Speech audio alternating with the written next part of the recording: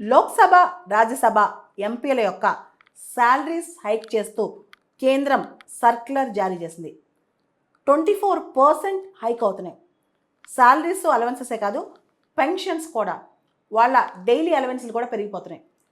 ఇది కూడా retrospect effect.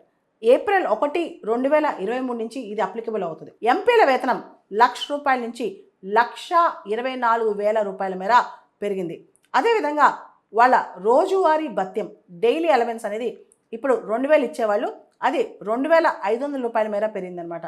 దాంతోపాటు ఎవరైతే మాజీ ఎంపీలు ఉంటారో వాళ్ళ పెన్షన్ ₹25,000 నుంచి ₹31,000 పెరిగింది. అదేవిధంగా చాలా రాష్ట్రాల్లో అక్కడ రాష్ట్ర అసెంబ్లీలో ఎమ్మెల్యేలకు కూడా వేతనాలు పెరిగిపోయాయి అనమాట. రీసెంట్గా కర్ణాటక రాష్ట్రం అక్కడ స్టేట్ ఎమ్మెల్యేస్కి 100% శాలరీస్ పెంచేసింది.